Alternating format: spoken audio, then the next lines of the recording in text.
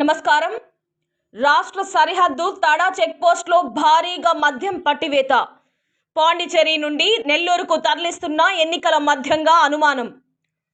ఉమ్మడి నెల్లూరు జిల్లాలోని రాష్ట్ర సరిహద్దులో ఉన్న తడ మండలం భీములవారిపాలెం చెక్పోస్ట్లో అక్రమంగా భారీ సంఖ్యలో తరలిస్తున్న మద్యం బాటిళ్లను పట్టుకున్నారు. స్పెషల్ ఎన్ఫోర్స్మెంట్ బ్యూరో అధికారులు మీడియా సమావేశంలో మాట్లాడుతూ ఎన్నికల సందర్భంగా నిర్వహిస్తున్న ప్రత్యేక తనిఖీలలో భాగంగా ఈ భారీ మద్యంను పట్టుకోవడం జరిగిందని, ఈ మద్యం పాండిచేరి నుండి నెల్లూరులోని ఓ రైస్ మిల్ గోడౌన్లోకి చేరవేసే ప్రయత్నంలో మద్యం పట్టుబడడం జరిగిందని, ఏకంగా మినీ కంటైనర్ లారీలో 300 కేసుల్లో ఉన్న దాదాపు 14,400 క్వార్టర్ మద్యం సీసాలను సెబ్ అధికారులు పట్టుకోవడం జరిగింది.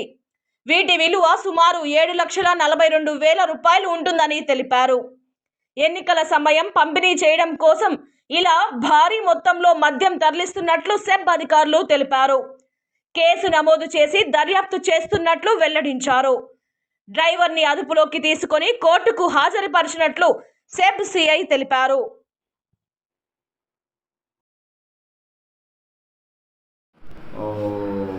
నిన్న అనగా 1/5/2024 తేదీన తడ బీవీపాలెం చెక్పోస్ట్ దగ్గర ఉన్నటువంటి మద్యం గురించి ప్రెస్ మీట్ పెట్టడం జరిగింది. అక్కడ ఆ యొక్క బీవీపాలెం చెక్పోస్ట్లో ఒక వెహికల్లో వస్తున్నటువంటి వాహనాలను తనిఖీ చేస్తున్నప్పుడు ఆ యొక్క వాహన తనిఖీ జరుగుతుండగా ఒక వెహికల్లో 407 ఉన్న వెహికల్ అది, ఆ వెహికల్ నెంబర్ 1905. ఆ వెహికల్లో తనిఖీ చేసినప్పుడు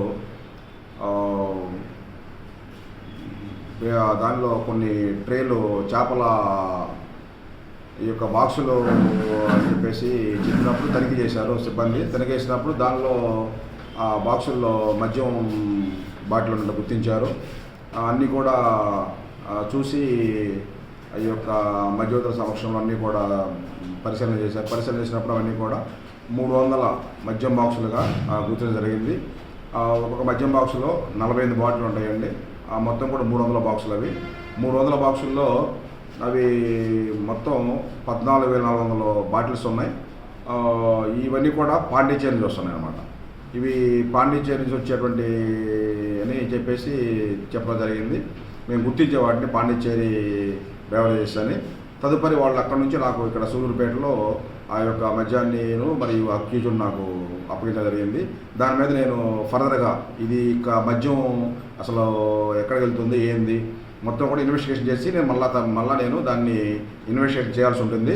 ఇప్పటివరకు అయితే ఆ మద్యం పాండిచేరి నుంచి స్వామినాథన్ అండ్ షరుణ్ అన్నటువంటి వ్యక్తులు ఇక్కడికి ఇతని ద్వారా ఫిరోజ్ అనేటువంటి డ్రైవర్ ద్వారా వెహికల్ ఇచ్చి పంపిస్తున్నారు.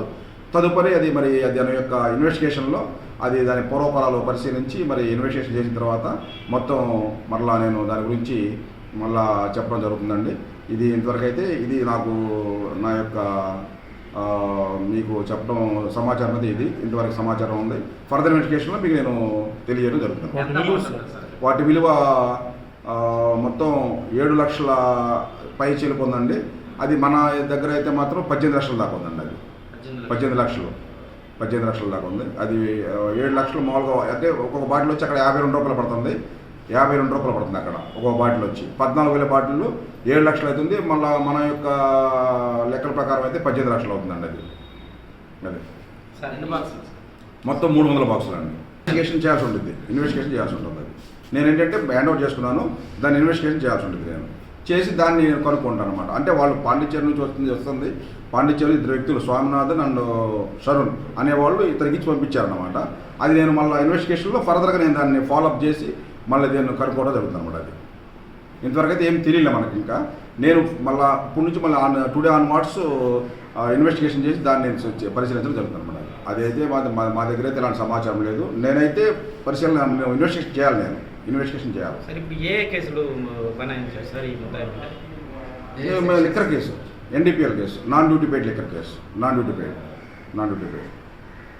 ఇదేంటంటే ఇది నాకు ఓన్లీ నేను ఇన్వెస్టిగేషన్ చేయాల్సి ఉంటుంది. దీని గురించి నేను ఇన్వెస్టిగేషన్ చేసి పూర్వపర పరిశీలించి దీని link up forward backward links and forward links నేను పరిశీలన చేయాల్సి ఉంటుంది.